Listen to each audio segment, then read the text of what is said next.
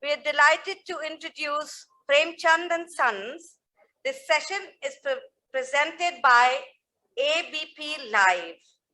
Premchand, the defining pseudonym of beloved writer Dhanpat Rai Srivastav, transcends time to cradle the voices of Indian literature even today.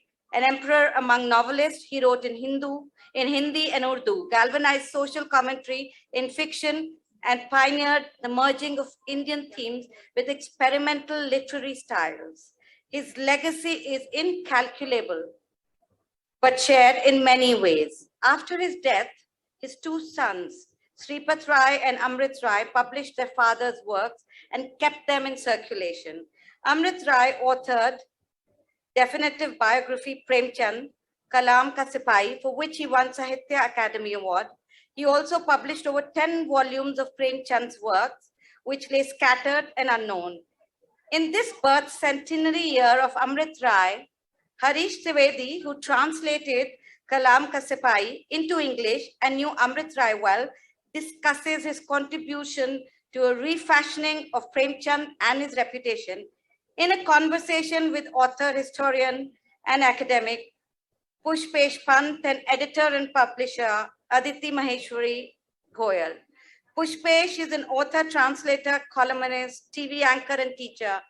His book, India the Cookbook, made it to the New York Times bestseller list in 2010 and has been translated into Dutch and German. His most recent book, The Indian Vegetarian, was published in 2018. Aditya Maheshwari Goyal is the executive director at the Vani Prakashan Group and the managing trustee at the Vani Foundation. She teaches publishing and editing at the University of Delhi and the Seagull School of Publishing, Kolkata.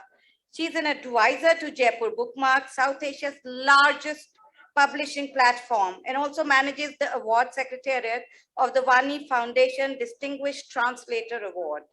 Aditi holds a master degree in English literature and business management.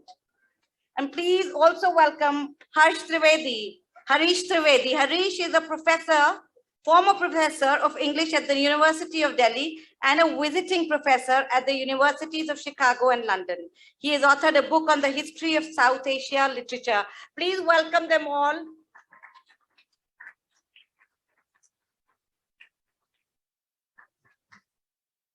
Thank you.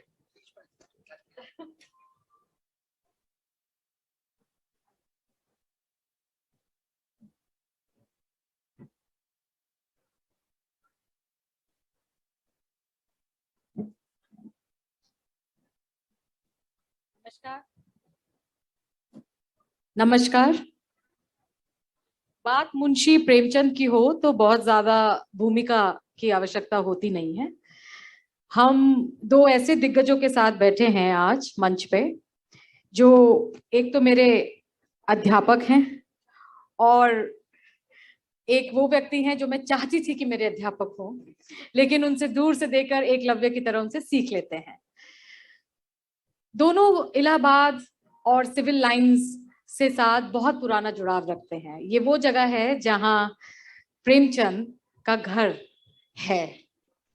तो मैं आप दोनों से सबसे पहले शुरू करती हूँ बात धूप छां से।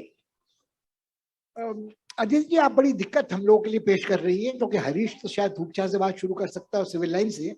जैसा आपने कहा कि मैं आपका अध्यापक नहीं रहा, ऐसा व्यक्ति में हूँ, तो ऐसा ही व्यक्ति में वो हूँ जो इलाहाबाद में नहीं पढ़ सका, अमरनाथ जाओ हॉस्टल में नहीं जा सका, सिविल लाइन्स में नहीं घूम सका, आदि आदि आदि। तो मेरा नाता प्रेमचंद जी के परिवार के साथ, बल्कि जब है तो प्रेमचंद एंड सन्स से ऐसा लगता है कि कोई घरेलू दुकानदारी चल रही हो, फादर एंड सन्स कंपनी चल रही हो प्राइवेट लिमिटेड, तो ऐसा कतई नहीं लगता है। और मुझे लगता है हरीश असहमत नहीं होंगे, हम लोगों का नाता ग्रैंडसन्स, प्रेमचंद एंड ग्रैंडसन्स से ज्यादा रहा है। कि प्रेमचंद जी के जो दोनों पुत्र थे, अमृत राय जी और श्रीपत जी, उन दोनों के साथ उनके स्नेह पात्र होने का सौभाग्य हम लोगों का रहा। तो गर्मियां थी 63-64 की। आलोक राय आए थे पहाड़ में हम लोगों के साथ रहने के लिए, मेरी कजिन मृणाल के साथ। और वो तब हम लोग मुक्तेश्वर में रहते थे, मिथुन उनके छोटे भाई जीवित थे। हम लोगों ने कई पैदल यात्राएं उस दौरान की और एक दूसरे के मित्र बने। तब तक धूप छाया से हमारा कोई लेना देना नहीं था और अमृत राय जी की ख्याति से हम परिचित थे। प्रेमचंद जी की तो खैर पता ही था, मगर श्रीपत जी के बारे में भी पता था कि सरस्वती प्रेस से कुछ किताबें हमारे लिए वीपी से मंगवाई जाती थी मुक्तेश्वर में, जहाँ न बुक स्टोर था न मोटर गाड़ी आती थी। तब ये पता चला कि आलोक जिस घर में रहते हैं उसका नाम धूपछां है और वहाँ हुसैन ने भी कुछ चित्रकारी की हुई है और वो हेस्टिंग्स रोड है और उसका नाम कुछ बदल रहा है, आदि आदि। और इसी तरह जो दूसरा घर था श्रीपत जी का, उसकी भी कहानियां थी। अब जब मैं दिल्ली आया सन 65 में एमए करने के बाद, तब मेरा नाता ज्यादा जुड़ा। आलोक तो मित्र थे शुरू से, मगर आलोक उस वर्ष रोड स्कॉलरशिप लेके बाहर जाने के चक्कर में लगे हुए थे और श्रीपत जी के घर में मैंने रहना शुरू किया जब तक हॉस्टल नहीं खुला था। और मुझे उस बरसाती में रहने की याद है जहाँ संबंध विच्छेद के बाद अगे रहे थे और मैंने बरसाती खाली की थी। फिर एक बार हुसैन साहब आए, मैंने बरसाती दोबारा खाली की। तो वो बरसाती खाली करने का क्रम चलता रहा, मगर मैं R7 हाउस खास में कई वर्ष रहा, ऐसे आते जाते। और श्रीपत जी के यहाँ पहली बार मैंने राम कुमार जी से साक्षात्कार किया। और श्रीपत जी मितभाषी थे, उस तरह की चमत्कारी वाक विदग्धता उनकी नहीं थी जैसे अमृत राय जी की थी, जिनको एक को हम मामा कहते थे, दूसरे को चाचा कहते थे। और यदि आप धूपछां का जिक्र करें तो फिर आपको आलोक की माँ की याद आती है, जो मिला तेज से तेज वाला प्रसंग है, और वो जो सुभद्रा कुमारी चौहान की पुत्री थी। तो वो घर धूपछां जो था, फिर वहां पहली बार मैंने देखा कि कसाई घर में आके पसंदे काटता है, वरना हम तो कसाई की दुकान पे जाके अपनी पसंद का गोश्त लाया करते थे। अब इस शाकाहारी शहर में शायद ये चर्चा बहुत रास ना आए, मगर जो पसंदे कुर्ते मैंने देखे तो फिर वो कभी उसके बाद वो दूसरी तरह का पसंदा राशि नहीं आया। तो ये मुझे लगता है जो कहानी धूपछां की है, मेरे लिए वो धूपछां भी है और R7 हाउस खास है, जो गड्ढ-मड्ढ होते हैं। अद्भुत। छपरी से तब और बरसाती से हम हासिंग रोड्स आ जाते हैं। नहीं, मैं पहली बात तो ये कहूंगा कि इस सत्र का जो शीर्षक है प्रेमचंद एंड सन्स, वो थोड़ा विनोदात्मक बनाने की कोशिश की गई थी। मैं भी इसमें शामिल हूँ इस गुनाह में, और नमिता भी शामिल है, और शायद पुष्पेश को भी दिखाया तो गई होगा, अदिति को भी। लेकिन अब हम लोगों से गुस्ताखी हो गई है, तो अब मैं एक और पाप का आपके सामने ध्यान दिलाना चाहता हूँ और उसके लिए क्षमा प्रार्थी हूँ। आजकल जो जमाना है उसमें प्रेमचंद एंड सन्स कहना खतरे से खाली नहीं है। उनके लड़कियां नहीं थी क्या? अगर लड़कियां थी तो उनका नाम क्यों नहीं आता है? प्रेमचंद एंड डॉटर्स भी तो होना चाहिए। पुष्पेश कह रहे थे कि ग्रैंडसन्स की बात जो है उनको हम लोग ज्यादा अच्छी तरह जानते थे। बात बिल्कुल सही है भाई, हम लोग उसी पीढ़ी के हैं। प्रेमचंद तो सन 1936 में नहीं रहे थे, 1880 की पैदाइश थी उनकी।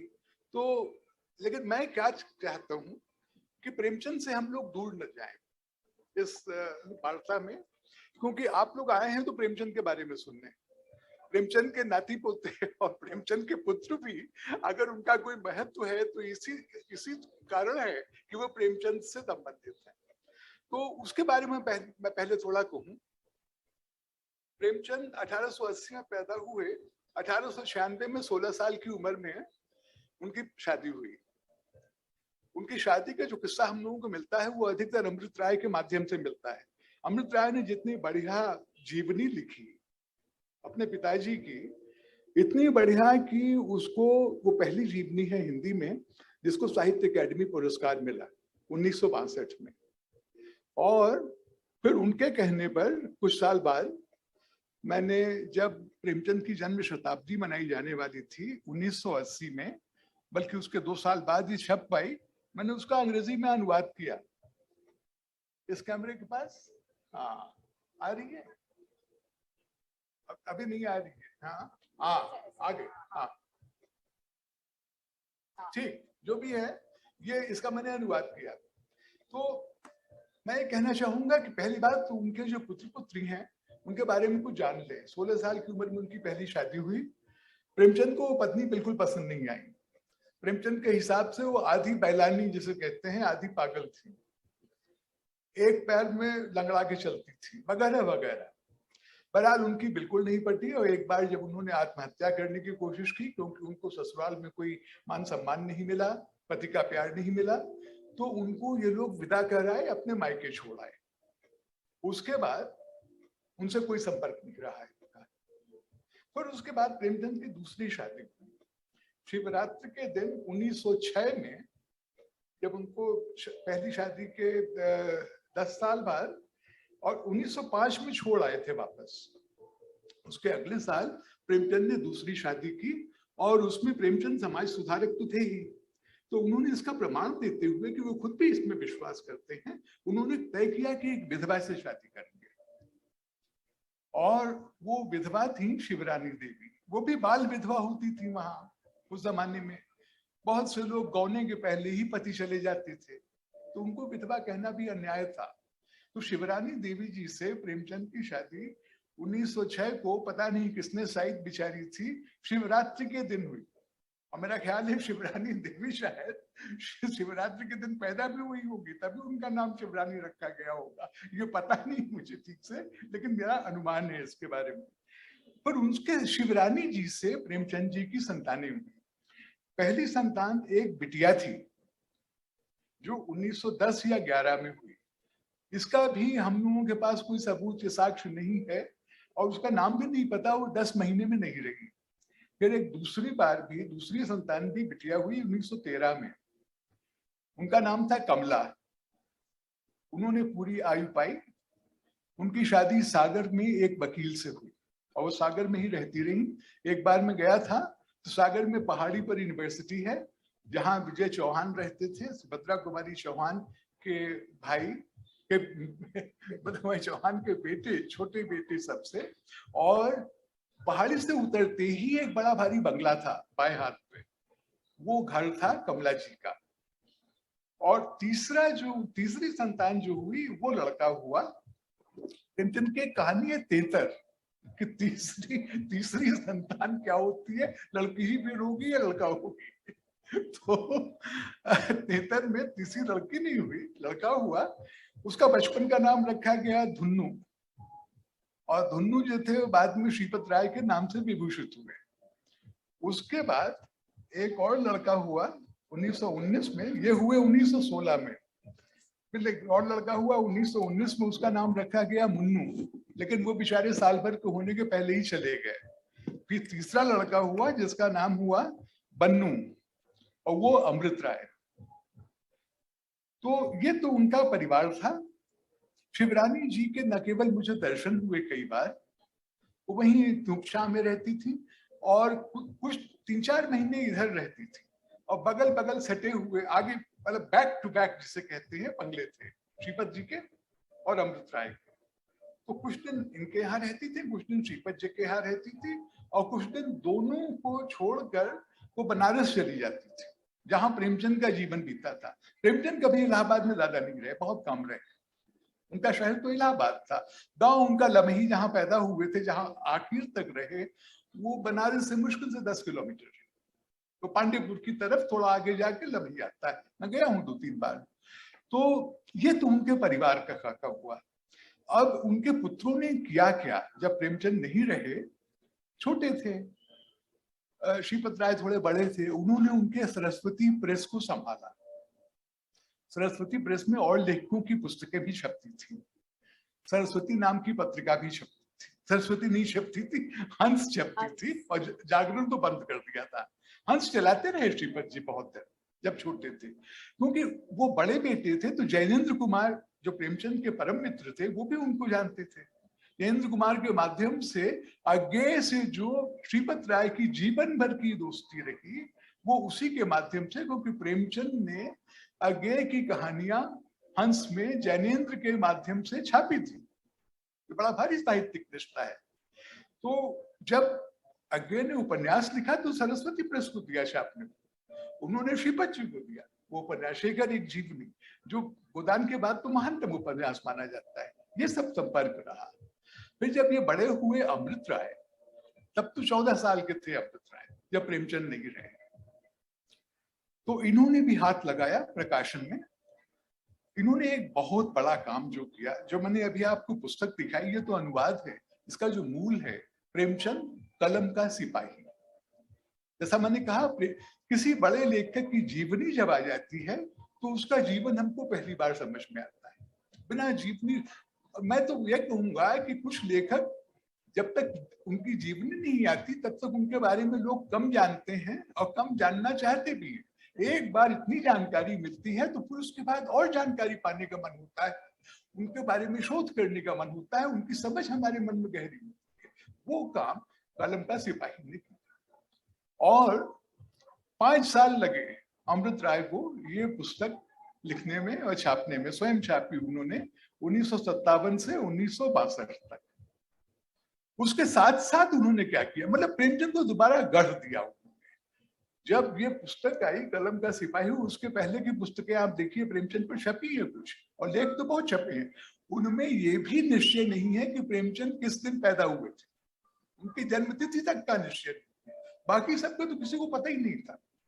तो प्रेमचंद व्यक्ति के रूप में अमृत राय द्वारा गढ़े गए, यहां तक मैं कहूंगा, अपनी जीवनी द्वारा। उसके अलावा अमृत राय ने क्या किया, अमृत राय ने जो सामग्री इकट्ठा की थी बहुत सारी, वो भी संकलित करके छापी उसी अपनी जीवनी के साथ साथ। 1961-1962 के बीच में उन्होंने 10 पुस्तकें छापी प्रेमचंद। उनमें से कई तो शुरू में उर्दू में थी। उनको उन्होंने, जैसा अमृत राय जी ने स्वयं अपनी भूमिका में लिखा, उन्होंने अपनी हिंदी का जामा पहनाया जैसा कि उनको लगा कि प्रेमचंद लिखते। उस प्रकार से उन्होंने गुप्तधन नाम से 2 खंड निकाले उनकी ऐसी कहानियों के शुरू के, जो उर्दू में छपे थे। विविध प्रसंग नाम से उनके जीवन भर की पत्रकारिता का संग्रह छापा। चिट्ठी पत्री नाम से 2 खंडों में उनके पत्र छापे और जीवनी ऊपर से छापी। तो ये जो आधार बना समझने का प्रेमचंद को, ये अमृत राय ने बनाया। श्रीपत जी ने ऐसा काम नहीं किया। श्रीपत जी, बल्कि सभी लोग कहते हैं, तुमको भी पता है, और प्रयाग शुक्ल और लोग जो हैं सभी कहते हैं, उनसे अगर आप पूछिए प्रेमचंद के बारे में कुछ श्रीपत जी से, तो वो बात टाल जाते थे, तो ज्यादा प्रेमचंद के बारे में बात ही नहीं करते थे बाद में। जबकि अमृत राय को उन्होंने काम भी इतना किया, जैसा मैंने कहा, उन्होंने गढ़ा प्रेमचंद को, उनकी सामग्री सामने लाए। लेकिन जब वो 70 साल के हो गए थे अमृत राय, तो उन्होंने मुझसे एक बार कहा कि बेटा, मैं 70 पार हो गया और अब भी लोग मुझे प्रेमचंद का बेटा ही कहते हैं। और जबकि 8 उपन्यास वो स्वयं लिख चुके थे, 3-4 नाटक स्वयं लिख चुके थे, जीवनी तो लिख ही चुके थे, 6-7 किताबों के अनुवाद कर चुके थे, सब कुछ पूरा भरपूर साहित्यिक जीवन उन्होंने जिया, और तब भी प्रेमचंद के बेटे ही कहलाए। तो तब तक मैं भी 40-50 का तो हो रहा था। तो मैंने अमृत राय से कहा कि अब आप क्या मलाल करते हैं, आपने तो अपनी ही जड़ काटी है। क्योंकि आप अगर प्रेमचंद पे इतना काम नहीं करते तो आपको कोई प्रेमचंद का बेटा नहीं कहता। तो आप प्रेमचंद के सुपुत्र हैं, आप प्रेमचंद का बेटा कहने के सर्वथा अधिकारी। और इसके साथ साथ जिस तरह, एक मुझे और उदाहरण याद आता है, मौलाना हाली ने यादगारे गालिब लिखा। गालिब उसके पहले छोटे कवि माने जाते थे, बड़े कवि नहीं माने जाते थे। मौलाना हाली ने जब यादगारे गालिब लिखा तो गालिब की जो धूम मची वो अलग ही चीज थी, वो अब तक है। मुझे लगता है कि कुछ ऐसा नहीं था कि प्रेमचंद को सबसे बड़ा उपन्यासकार हिंदी में नहीं मानते थे, जीवनी के पहले भी। लेकिन जब ये जीवनी आई, जब ये 10 और खंडों में उनका साहित्य आया, उनका लिखा हुआ, उसके बाद से प्रेमचंद कुछ और ही हो गए। उस प्रकार का योगदान अमृत राय का है। अब मैं 1 मिनट सांस लेता हूँ, थोड़ा पानी पीता हूँ और तो मैं विघ्न बाधा डालता हूँ, मैं विघ्न बाधा डालता हूँ। नहीं, मुझे लगा, मतलब जो मैं भाग लगाना कहते हैं, जब तक आप सांस ले रहे हैं मैं तबले पे संगत कर रहा हूँ। वो स्थिति ये है कि यदि हम देखें श्रीपत जी को, तो मान लीजिए ये कि मेरा स्वाभाविक रुझान नमक की अदायगी में श्रीपत जी की तरफ है, तो मुझे लगता है कि उन्होंने भी जो प्रेमचंद को लोकप्रिय बनाने में किया, मुझे लगता है कि आलोक से मिलने के पहले, उनकी नाम और ख्याति को जानने के पहले, प्रेमचंद की सर्वश्रेष्ठ कहानियां नाम का एक संकलन था जो पाठ्य पुस्तक दर्जा 10 के लिए यूपी बोर्ड में लगती थी। और वो प्रकाशन के अधिकारों को, सत्वाधिकारों को लेकर 2 भाइयों में बदमजगी भी हुई, झगड़े भी होते रहते थे। मगर जब वो प्रेमचंद के साहित्य को सरस्वती प्रेस छापता था और वो पाठ्य पुस्तकें थी, और या उनका निर्यात रूस आदि में होता था।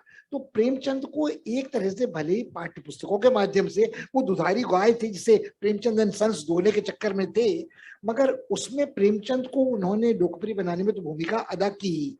दूसरी रोचक बात यह है जो हरीश आपने कहा कि श्रीपत जी कन्नी काट लेते थे, तो उसका कारण क्या था? क्योंकि उन्होंने अपनी तरह से कहानी पत्रिका का संपादन भी किया, उन्होंने सरस्वती प्रेस में आगे जैसे लेखकों को, उनसे भी बाद में कुछ झगड़ा फसाद हुआ, मगर लेखक छापे भी, उन्होंने उपन्यास नाम की एक पत्रिका शुरू की। और एक तरह का जो मतलब मुझे अपने अनुभव में याद आता है कि जब मैं बड़ी प्रशंसा राग दरबारी की कर रहा था तो उन्होंने घूर कर मुझे देखा और कहा, घटिया किस्म की किस्सा गोई, केंद्रीय मनीषा का अभाव, कहाँ पुष्पेश तुम इस चक्कर में पड़े हो। तो उनकी समालोचनात्मक दृष्टि जो थी हिंदी साहित्य के बारे में, वो शायद बहुत आसानी से खारिज करना कठिन है। मगर क्यों उन्होंने प्रेमचंद का जिक्र फिर छोड़ा? तो कहीं ना कहीं वो अब उनके नातियों के बाद वाली पीढ़ी पे या उनकी लड़की पे आ गए, जो आपने जिक्र किया।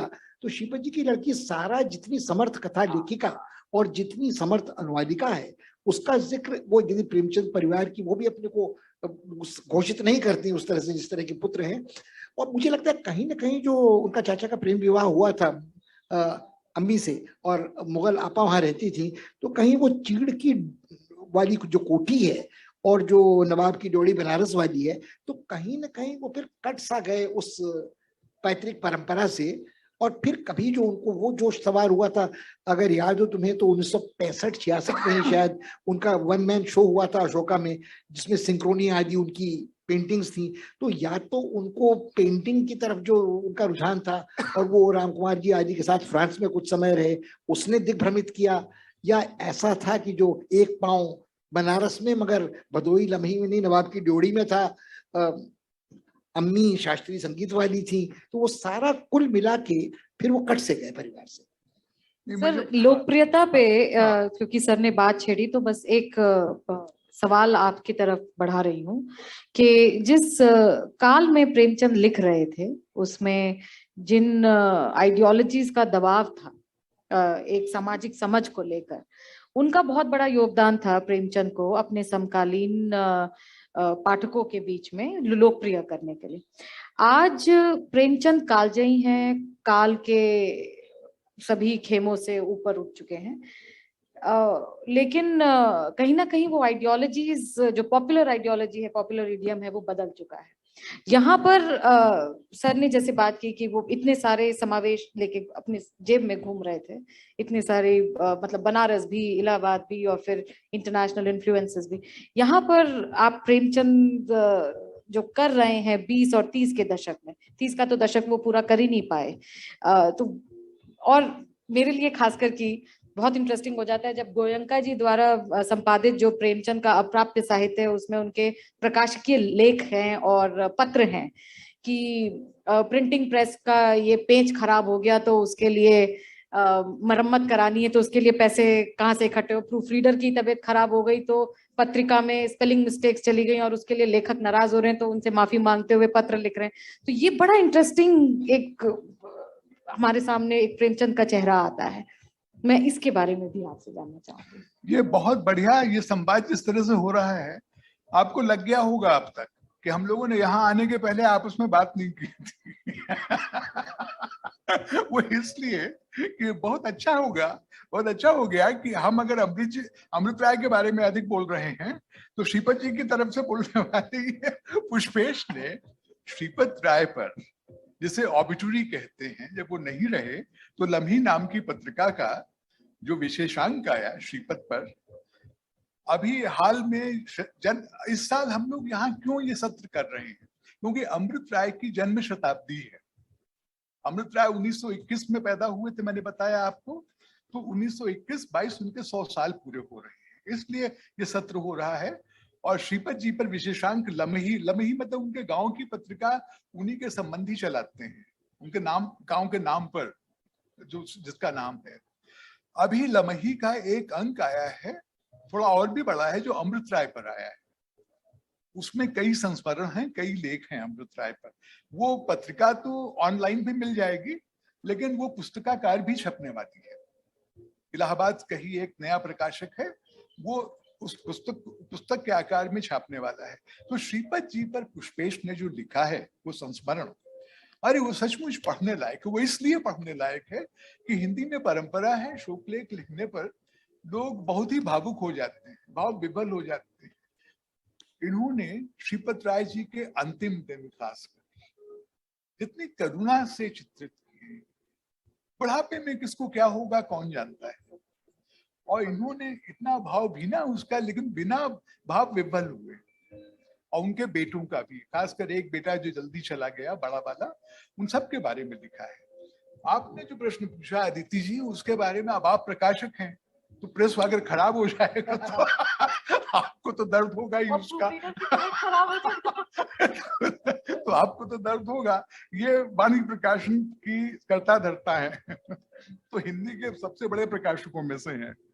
नहीं, प्रेमचंद का क्या हुआ कि उस जमाने में क्या होता था, इस जमाने में भी है। आप प्रमाण देंगी कि सभी लेखक सोचते हैं कि सभी प्रकाशक बेईमान हैं। सभी लेखक सोचते हैं कि प्रकाशक उनको रॉयल्टी नहीं देते हैं। सभी लेखक, अब भी हो रहा है, अब भी कह रहे हैं। मैं नहीं कह रहा हूँ कि सच है, ये मैं नहीं कह रहा हूँ। मैं कह रहा हूँ सभी लेखकों की ये धारणा है। विनोद कुमार शुक्ल अलग कह रहे हैं, कोई और अलग कह रहा है, सब कह रहे हैं। तो तब क्या था, अब तो लेखक नहीं करते। तब क्या था कि जहां लेखक थोड़ा बड़ा हुआ तो अपना प्रकाशन ग्रह अपने आप खोलता था और दूसरे अपना प्रेस खरीदता था कि जितना भी छोटा बहुत मुनाफा हो वो हमारे ही पास रहे, किसी और के पास न जाए। प्रेमचंद ने प्रेस लगा तो लिया 1922-23 से शुरू किया उन्होंने, बाद में 27-28 में आ गया, लेकिन वो बिजनेसमैन तो थे नहीं। तो वो कहते रहे कि बहुत घाटा हुआ भी। अरे उनके खुद मजदूरों ने प्रेस के स्ट्राइक कर दी। कितने हमारे प्रगतिशील क्रांतिकारी लेखक, उनके खिलाफ स्ट्राइक हो गई। तो चलाना आसान काम नहीं है। तब भी प्रेस चला और प्रेस से उनको पैसा मिला जैसा प्रकाशकों से नहीं मिलता। तो प्रकाशन की एक बात ये। दूसरे जो अभी पुष्पेश ने बात कही कि सबसे पहले तो प्रेमचंद के चले जाने के बाद श्रीपत राय ने बड़ा भारी काम किया कि प्रेमचंद जो भी प्रकाशक मिलता था उसको दे देते थे कि भाई तुम छापो। हर्ष, मुझे यहाँ भी याद आ रहा है कि चाचा ये कहते थे, हटे नहीं थे। उन्होंने एक बार मुझसे कहा था हाँ। कि मैं साइकिल में बंडल बांधकर प्रेमचंद के साहित्य को छोटे छोटे कस्बों में बेचता था। ये तब बहुत छोटा था और उसके बाद बात आई गई हो गई। वो झगड़े की नहीं थी कि किसके पास कौन सी किताबें छपने को गई, हंस किसके पास गया। एक छोटी चीज और छूट रही, उस पर भी तुम टिप्पणी कर सकते हो कि मामा का यानी अमृत राय जी का जो दूसरा पक्ष था वो ब्रिलियंट स्कॉलर वाला था, वो अंग्रेजी में लिखने वाला था, नेहरू फेलोशिप वाला था, वो उर्दू हिंदी जबान का हाउस डिवाइडेड वाली किताब थी। अब श्रीपत जी के जीवन में वो स्वयं था कि पत्नी शिया मुसलमान थी, उर्दू तलफ़ुज़ पे जोर था, बल्कि वो केले काट काट के जब मैं खाता था तो मुझे दुरुस्त किया जाता था, मैदा खराब हुआ कि मैदा खराब हुआ। और आज भी सारा, जब आलोक के संग फारूकी साहब तब हयात थे, पिछली बार जो आपसे बातचीत हुई थी, उनके यहाँ जाकर पढ़ते थे कि उर्दू पढ़ने का मजा आए। तो मुझे लगता है वहां वो दोनों भाइयों की संतति, एक लड़का और एक लड़की, फिर वो उस साझा विरासत की ओर लौटे जो अनछुई रह जाती है। उन्होंने क्या किया, श्रीपत जी ने पहले ये किया कि और प्रकाशकों से प्रेमचंद के अधिकार वापस खरीद लिए। और उन लोगों ने भी देखते हुए कि प्रेमचंद कितनी जल्दी चले गए, कितनी कच्ची गृहस्थी छोड़ के चले गए, ये सब भी सोच के प्रकाशकों ने कुछ ही पैसा लिया होगा, कम लिया होगा, नहीं लिया होगा, ये मुझे पता नहीं, उन्होंने वापस दे दिया। तो सभी किताबों का अधिकार श्रीपत जी के पास आ गया। फिर क्या हुआ कि जब अमृत राय थोड़ा बड़े हुए तो उनको लगा होगा कि ये क्या हो रहा है, मैं भी तो हूँ उनका पुत्र और मैंने काम किया है, मैंने प्रेमचंद की छवि गढ़ी है, इतना काम मैंने, वो तो श्रीपत जी ने नहीं किया। तो फिर क्या हुआ कि दोनों में हुआ बंटवारा। इसका प्रमाण लिखित में नहीं मिलता है, लेकिन मौखिक मेरे पास कई सूत्रों से उपलब्ध है। The 4 gospels. सबसे अच्छा जो मुझे बताया वो अमृत राय जी की पत्नी ने, सुधा चौहान, जो सुभद्रा कुमारी चौहान की बिटिया थी, उन्होंने बताया। अमृत राय जी ने भी कहा लेकिन इतने विस्तार में नहीं बताया। तो बंटवारा कैसे हो भाई, दोनों भाइयों में बंटवारा ऐसा थोड़ा है कि 10 किताब तुम ले लो, 10 किताब हम छापेंगे। जो गोदान छापेगा और जो कहानियों का संग्रह छापेगा, पैसा तो उसी के पास जाएगा। फिर क्या किया जाए, कैसे इसको बांटा जाए। प्रेमचंद की एक कहानी है तो भाइयों के बंटवारे के बारे में, अलगयोजा, बहुत सुंदर कहानी है। वही श्रीपत राय और अमृत राय में हुआ। तो कैसे बांटा जाए, दो ढेर कैसे लगाए जाए भाई? तो ये तय हुआ कि बड़ा भाई सभी किताबें लेके, सभी कृतियां लेके उनके दो ढेर लगाएगा, और बिल्कुल बराबर लगाएगा। क्यों? क्योंकि बड़ा भाई तो ढेर लगाएगा, ये चीन की परंपरा है, ये चीन में बंटवारा ऐसे होता है। तो बड़ा भाई तो ढेर लगाएगा, और छोटा भाई जो है वो फिर चुनेगा कि मुझे कौन सा ढेर चाहिए। तो अगर बराबर नहीं हुआ तो बड़ा भाई तो उसको तो करनी कर। ये समझौता हुआ, फिर चला थोड़े दिन, ज्यादा दिन नहीं चला। फिर क्या हुआ कि दोनों भाई समझौते को ताक पे रख के सब किताबें छापते रहे और उसमें फिर मनमुटाव भी हुआ। ऐसा नहीं है कि बोलचाल बंद हो गई, दोनों भाइयों में सौहार्द बना रहा, लेकिन अंतरंगता नहीं। सर, प्रकाशन की तरफ तो हम गए, मगर जो सामाजिक गतिविधियों का जो इम्पैक्ट पड़ रहा था प्रेमचंद की लेखनी पर, स्पेशली सोवियत यूनियन में जो कुछ घट रहा था, वो उनकी कहानियों में, वो मेरे ख्याल में विधिवत साम्यवादी पार्टी के सदस्य भी रहे कुछ दिन, कम्युनिस्ट पार्टी के सदस्य भी रहे। राष्ट्रीयता, राष्ट्रवाद पर जो उनकी टिप्पणियां हैं, वो आज के समय पे जो रूस बन चला है बहुत मौजू दिखाई देती है। यहाँ एक सवाल बस आप दोनों से, क्योंकि ये अब समकालीन प्रश्न है हमारे सामने, कि कभी कभी सोचती हूँ कि अगर बाजार की तरफ जाएं तो प्रेमचंद कहीं रेलेवेंट आज दिखाई नहीं देते, लेकिन अगर अंतर्राष्ट्रीय राजनीति की तरफ जाएं तो प्रेमचंद बड़े रेलेवेंट दिखाई देते हैं। मैं इन दोनों ध्रुवों को जोड़ते हुए आप दोनों से आग्रह करूंगी कि प्रेमचंद की लेखनी, क्योंकि हमारे साथ ऑडियंस कुछ यंग भी है जो अब जाके हमारे सेशन को सुनने के बाद प्रेमचंद को शायद नए रूप से पढ़ेंगे। ऑडियंस जो नजर आ रही है उसको यंग कहिए या ओल्ड कहिए या धैर्यवान कहिए, मैं बस ये चाहती हूँ कि जाएं और प्रेमचंद को नए रूप से पढ़ें हमारे को सुनने के बाद। मुझे लगता है आपका प्रश्न बहुत विचारोत्तेजक है, मगर मुझे लगता है जो भी बड़ा लेखक होता है उसके लिए प्रगतिशील होना जरूरी नहीं है या क्रांतिकारी होना जरूरी नहीं है राजनीति में संगत सार्थक बने रहने के लिए। इस लिहाज से यदि आप देखें तो रिएक्शनरी लेखक भी जो हो सकता है, व्लादिमीर नबोकोव जैसा जो व्हाइट रशियन अपने को कहता रहा, या मान लीजिए कि आप ये एजरा पाउंड जैसा कोई कवि हो, तो जो प्रगतिशील तो छोड़िए नाजी समर्थक माना जा सकता है, या पीजी वुडहाउसी हो, फिर वो लॉर्ड हॉ हो। तो मुझे लगता है कुल मिलाकर ये कहना कठिन है कि प्रेमचंद चूंकि उन राजनीतिक शक्तियों का, सरोकारों का प्रतिनिधित्व करते थे, भारत गरीब देश है, भारत देहाती देश है, अभी मेड इन इंडिया के बाद भी मतलब वो 21वीं सदी में विश्व गुरु बनने से काफी दूर है। तो प्रेमचंद की सार्थकता संगति तो रहेगी जब तक हिंदुस्तान में जात है, सदगति और कफन है। जो आपने हरीश की उस कृति का उल्लेख नहीं किया जो उन्होंने एक ट्रांसलेट उनके उपन्यास का अनुवाद किया हुआ है। तो वो सारी चीजें, वो निर्मला हो, वो गोदान हो, वो चीजें सार्थक है। तो सत्यजीत रे को भी जब सूझा तो दो फिल्में उन्होंने जो बनाई वो प्रेमचंद की कहानियों पर ही बनाई है। तो मुझे लगता है मगर ऐसे आप अनेक उदाहरण और ले सकते हैं जो उस तरह से प्रगतिशील लेखक आंदोलन से नहीं जुड़े थे, मगर आज भी, अब आप खारिज तो अज्ञे को भी नहीं कर सकते, रेणु को भी नहीं कर सकते, विनोद कुमार शुक्ल को भी नहीं कर सकते। तो मेरे ख्याल में जो तथाकथित रूपवादी अब प्रेमचंद जो भी रहे हों, अमृत राय कार्ड कैरिंग कम्युनिस्ट थे।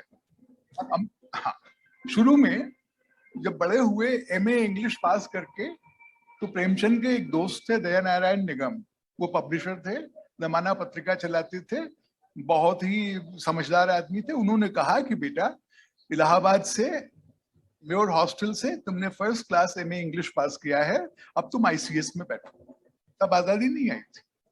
तो उसके बजाय अमृत राय गए और कम्युनिस्ट हो गए। और अमृत राय ने एक बार मुझे बताया कि उनको, बनारस में रहते थे, पार्टी ने एक दिया इनको इक्का, और एक दिया खाली कनस्टर, और एक दी डुगडुगी छड़ी, और कहा बेटा इस पे बैठ के कनस्टर बजाते हुए शहर में घूमो और कनस्टर बजा के पब्लिक इकट्ठा करो और उनको साम्यवाद का संदेश दो। सोचिए साहब, इस प्रकार प्रचार किया उन्होंने। लेकिन उसके बाद क्या हुआ कि उन्होंने इस जीवनी में बार बार दिखाने की चेष्टा की है कि सचमुच प्रेमचंद का रुझान भी बोल्शेविक रिवॉल्यूशन के बाद वामपंथ की ओर था, और उनके पत्रों में उल्लेख आता है, अवश्य था। लेकिन उन्होंने ये भी दिखाया है, ऐसा नहीं है, पक्षपात नहीं है अमृत राय में। अमृत राय निष्पक्ष हैं, तभी तो इतनी बड़ी जीवनी लिखी है उन्होंने, इतनी महान, जो अब भी चल रही है, कोई पा नहीं पाया उसको। वो ये भी दिखाते हैं कि शुरू में आर्य समाजी थे, पक्के आर्य समाजी थे प्रेमचंद, कई साल रहे, वार्षिक चंदा भरते रहे, उसकी रसीद मिलती है। उसके बाद वो बड़े भारी गांधीवादी, मार्क्सवादी होने का प्रमाण उनके जीवन में बहुत कम मिलता है। लेकिन 1921 में फरवरी में गोरखपुर में थे, नॉर्मल स्कूल में पढ़ाते थे प्रेमचंद, तो वहां एक बाले मियां का मैदान है, वहां गांधी जी असहयोग सत्याग्रह का प्रचार करने आए और उन्होंने कहा, सब लोगों से मैं कहता हूं सरकारी नौकरी छोड़ो। और प्रेमचंद घर आए, गए थे भाषण सुनने, वो घर आए, अपनी पत्नी से कहा कि मेरा मन हो रहा है कि मैं आज ही इस्तीफा दे दूं। पत्नी ने कहा, ठीक है तुम जरूर दे दो, तुम्हारा अगर मन हो रहा है, इतने लोग दे रहे हैं, लेकिन ये सोच लो कि बाद में क्या करोगे। तो एक हफ्ते तुम सोच लो, फिर उसके बाद मन हो दे देना। एक हफ्ते सोचा प्रेमचंद ने, और ठीक है, एक हफ्ते बाद इस्तीफा दे दिया। ये गांधीवाद नहीं है तो क्या है? गांधीवाद का इससे बड़ा प्रमाण क्या होगा किसी का? 1930 के आंदोलन में शिवरानी देवी खुद जेल गई नमक सत्याग्रह में। तो गांधीवाद, आर्य समाज, उसके बाद थोड़ी झलक मिलती है अंत की तरफ प्रेमचंद में कि वामपंथी रुझान। लेकिन उसके साथ साथ आप बताइए, कफन नाम की कहानी किस तरह से वामपंथी? कफन में तो लगता है कि भाई ये जो कर रहे हैं बेचारे गए बीते लोग, इनको इनकी पत्नी के लिए, इनके कफन के लिए इनको चंदा दिया गया है और ये दारू पी रहे हैं।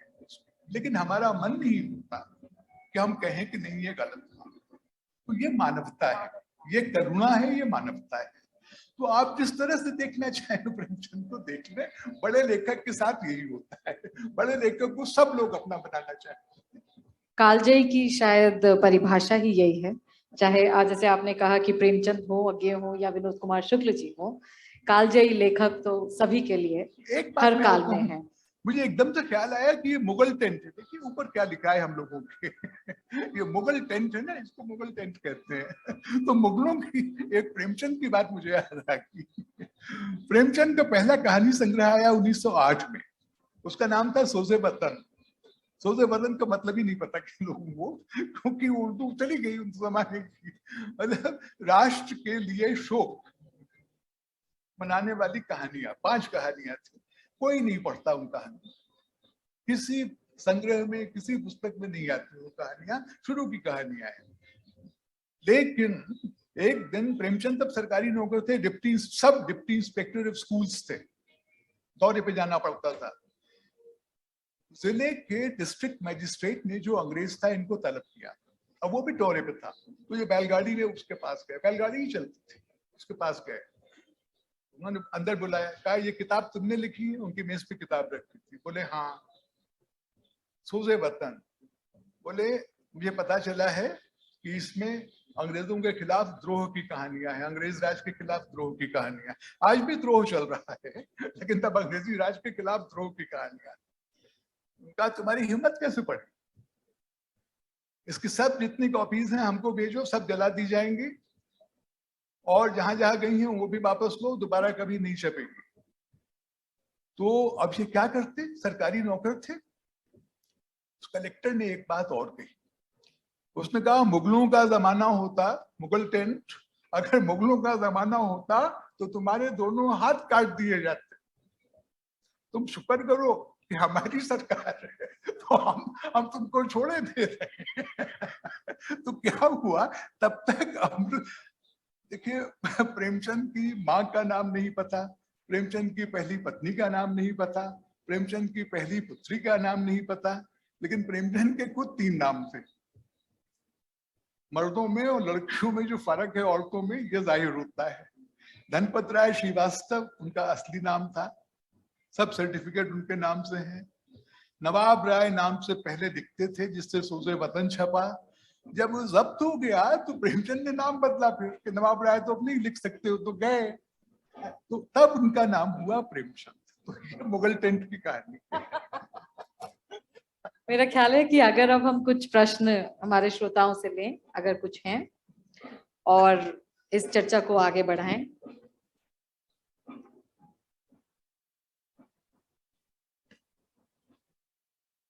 सर मेरा सवाल एक्चुअली उर्दू भाषा से रिलेटेड है। अभी आपने उर्दू का जिक्र किया। मेरे हिसाब से प्रेमचंद की मातृभाषा अगर हमें कहनी हो तो हिंदी की बजाय उर्दू को कहना होगा, क्योंकि स्टार्टिंग में शायद उन्होंने मौलवी जी से उर्दू की दीक्षा भी ली थी। बिल्कुल सही। बट आज के समय में जब हम देखते हैं तो उर्दू भाषा एक किसी विशेष धर्म की भाषा बन के रह गई है, कम से कम हमारे देश में। तो इसके ऊपर आपका क्या कहना है कि उस जमाने में एक कायस्थ परिवार में जन्म हुआ लड़का जो एक मौलवी से जाकर उर्दू की भाषा सीख रहा है, और उर्दू और ही नहीं केवल फारसी भाषा में भी उन्होंने बड़ा लिखा है अपने शुरुआती दौर में, तो उसके ऊपर आप सर कुछ बताना चाहिए। मैंने इस पे लिखा है, विस्तार से लिखा है, कई बार लिखा है उर्दू हिंदी के बारे में। एक बात मैं आपको याद दिलाना चाहता हूँ, सन 1900 तक, ठीक 1900 तक केवल उर्दू में सरकारी कामकाज होता था उत्तर प्रदेश में। नागरिक प्रचारणी सभा, मदन मोहन मालवीय, इन सब ने आंदोलन किया, तो अंग्रेज गवर्नर ने कहा कि 1900 के बाद उर्दू हटाई नहीं जाएगी, लेकिन नागरी लिपि में भी सरकारी कामकाज हो सकेगा। और जहां ये सुविधा दी गई तो उर्दू भरभरा के गिर गई। उर्दू का जो प्रताप था वो इसी कारण था कि वो एकमात्र सरकारी भाषा थी। और 1914-15 के आसपास से प्रेमचंद जो केवल उर्दू में लिखते रहे थे तब तक, अरे उनके शुरू के आप सोसे वतन के अलावा आप देखिए उनके शीर्षक क्या है किताबों के, असरारे महापे, हम खुरबा और हम सबाब, जलवाए ईसार, आज कोई समझेगा नहीं, सब उर्दू में। वो उर्दू छोड़ के हिंदी में आ गए। उनसे पूछा गया क्यों, बोले उर्दू में हमने किताब लिख के रख दी है, कोई छापता ही नहीं है। हिंदी वाला तुरंत आके 300 रुपए दे गया और किताब ले गया, तो क्यों नहीं जाएगा लेखक वहां। दूसरे एक कारण उन्होंने बताया, जो जल्दबाजी में इसका अर्थ मत लगाइएगा, कहा उन्होंने जरूर लिख के दिया अपने दोस्त को, दया नारायण निगम को। उन्होंने एक बार, उनका दिल बहुत दुखा होगा किसी बात से, उन्होंने लिखा उर्दू में लिख के किस हिंदू को फैज हुआ है जो मुझे हुआ। उर्दू में लिख के कौन हिंदू लेखक पनपा है जो मैं पनपा, किसको क्या मिला है। मन में विचार एक बार ही आया हो, लेकिन आया तो और छोड़ के चले आए, ये तो सच है। जी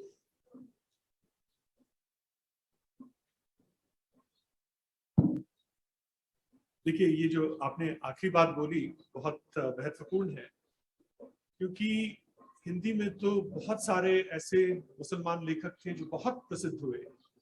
आप खुसरो को देखिए, आप रहीम को देखिए, आप जायसी को देखिए, ये सब रहे। तो ये विडंबना कैसी, विपरीत क्यों नहीं है? बल्कि हिंदी इतिहास जो है, हिंदी साहित्य का इतिहास जो है, मुस्लिम लेखों के बिना हम समझ ही नहीं सकते। कबीर और रहीम के बिना हिंदी साहित्य कहाँ हो सकता है? तो ये विरोधाभास कैसे है? ऐसा है कि 0000 दिख रहा है वहां पर, है ना, तो हमारा समय समाप्त हो गया है। लेकिन आपने जो सवाल किया है, आइए हम और आप मिलके चलते हैं संजय रॉय और नमिता के पास और कहते हैं कि अगले साल एक सेशन पूरा इस पे होना चाहिए। लेकिन फिलहाल मैं एक बात कहूंगा, मैंने उर्दू साहित्य के बारे में और उनके उर्दू में हिंदुओं का योगदान, हिंदी में मुसलमानों का योगदान, इस पर मैंने थोड़ा क्या 10-15 साल जम के काम किया है। और मुझे क्या लगता है, जैसे जायसी का नाम आपने लिया, रहीम का नाम है, रसखान का नाम है, बहुत लोगों का नाम है। मौलाना दाऊद से शुरू होता है, जायसी के बहुत पहले शेख मंजन, शेख कुतुबन, लपेट लो अमीर खुसरो को भी, वली दखनी को। खुसरो हिंदी में लिख रहे थे कि उर्दू में थोड़ा वली दखनी को, फिर वली दखनी को लपेट लो, कुली कुतुब शाह को लपेट लो। अगर ये हिंदू मुस्लिम में बांटना है तो फिर दखनी भी बांटो। बिल्कुल, अमीर खुसरो से है। तो जब तक उर्दू नहीं आई तो मुसलमान हिंदी में लिख रहे थे। उर्दू आई करीब, भाई वली दखनी तो दिल्ली आए सन 1700 में, फिर 1720 में फिर आए। तो जब उर्दू आई तो मुसलमान वहां चले गए। जब पाकिस्तान बन गया तो कई मुसलमान लेखक फिर हिंदी में लिख रहे हैं। मोटा मोटा ये समझिए, इसमें अपवाद आपको बहुत मिलेंगे। एक अपवाद, दो अपवाद देके मेरी बात मत काटिएगा, 10 साल बाद बताइएगा। मेरा ख्याल है कि अब हमारा समय सेशन का समाप्त हो गया और आप सभी हमारे साथ बने रहे, बहुत धन्यवाद। आज इस बातचीत को जाहिर है कि जैसे सर ने कहा कि अगले साल इसमें तो पूरा सेशन ही प्लान हो सकता है। और इसके साथ आप सभी को आज के लिए बाय बाय और पुष्पेश सर, हरीश सर, बहुत धन्यवाद, बहुत बहुत धन्यवाद। पुष्पेंद्र जी, अदिति और हरीश जी, बहुत बहुत धन्यवाद।